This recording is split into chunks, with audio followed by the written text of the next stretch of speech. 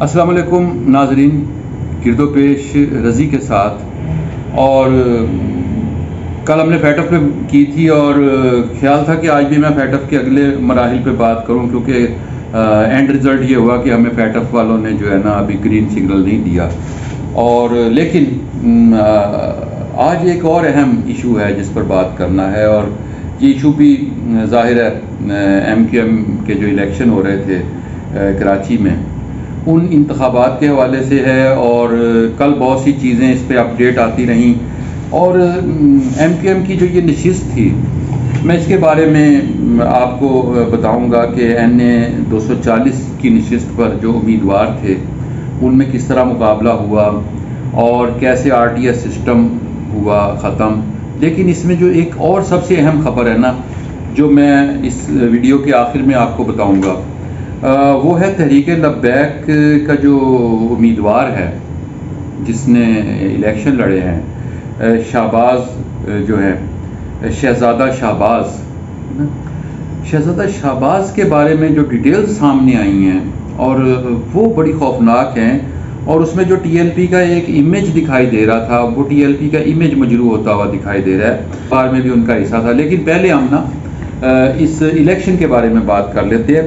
यहाँ हमें ना जो मेरा नुक्ता नज़र है, हमें इसमें अगर हम इस इलेक्शन को देखें तो हमें इसमें जो मुकाबला दो बुनियादी पार्टियों के दरमियान नज़र आया ना, वो एक तो तहरीक लब्बैक थी और दूसरी पार्टी जो थी ना वो PSP थी, जिसके दरमियान हम ये देख रहे थे कि मुकाबला हो रहा था।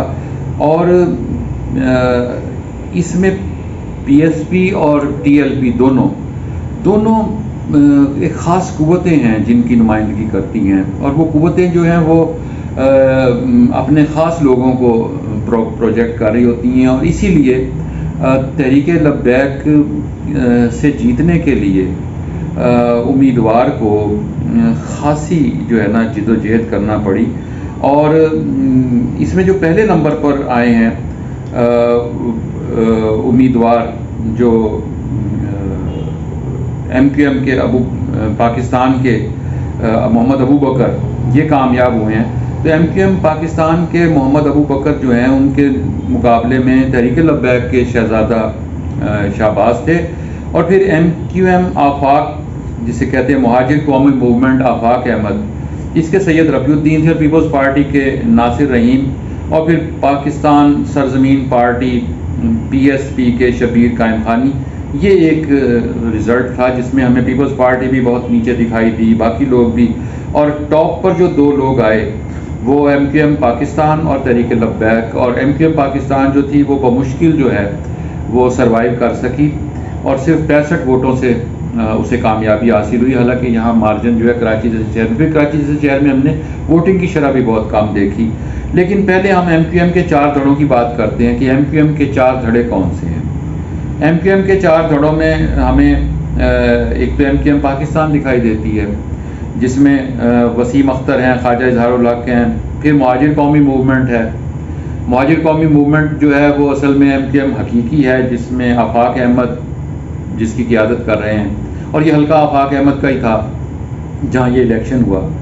और फिर पाक सरजमीन पार्टी है, मुस्तफ़ा कमाल इसके हैं PSP के नाम से, ये जिसे कहते हैं कि जी पाक सरजमीन पार्टी बनाई गई, जिसे कहते हैं कि मुहिब वतन बनाई गई पार्टी ये MQM की।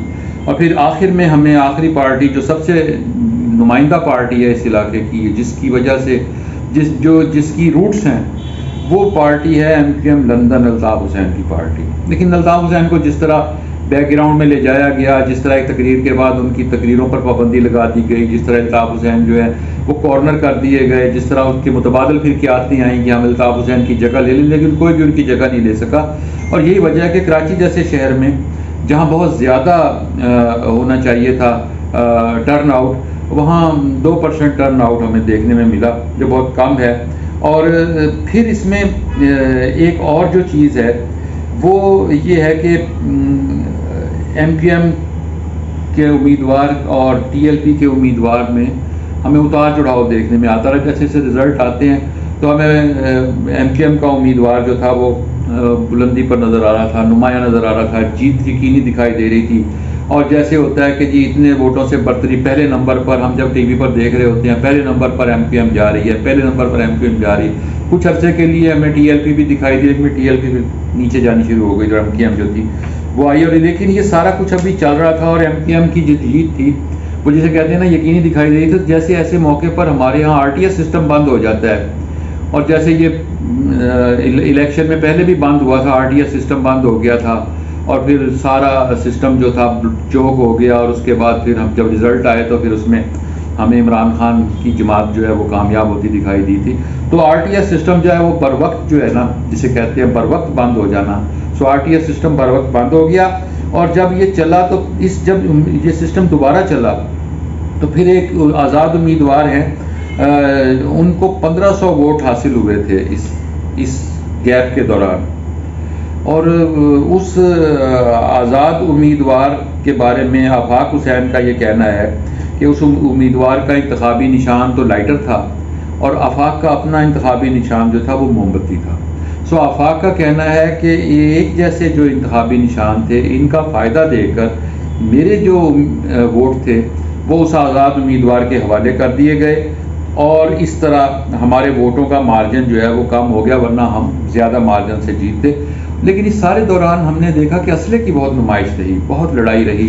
आखिरी लम्हात जब आए हैं, सारा दिन तो पोलिंग सही होती रही, लेकिन आखिरी 1 घंटा जो था उसमें फिर हमले भी हुए, फायरिंग भी हुई, हमने बहुत कुछ देखा। एक शख्स जो है वो हलाक भी हुआ।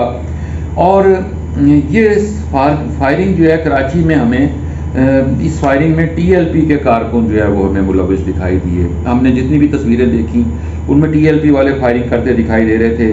पीएसपी के दफ्तर पर हमला किया गया जिसमें मुस्तफ़ा कमाल जो थे वो भी मौजूद थे, अनईस खानी मौजूद थे। और मुस्तफ़ा कमाल जो है वो इस हमले में ज़ख्मी हुए। एक कारकुन उनका जो है वो शहीद हुआ, जिसकी फिर बाद में नमाज जनाजा अदा की गई।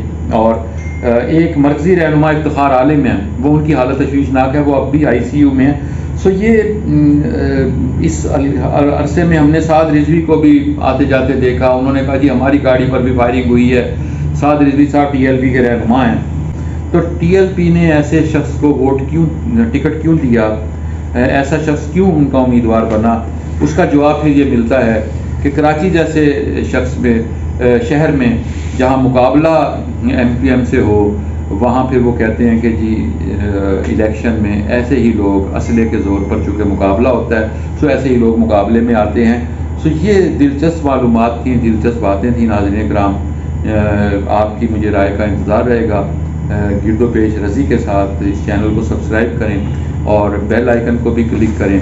आपसे दोबारा मुलाकात होगी नई वीडियो के साथ। खुदा हाफ़िज़।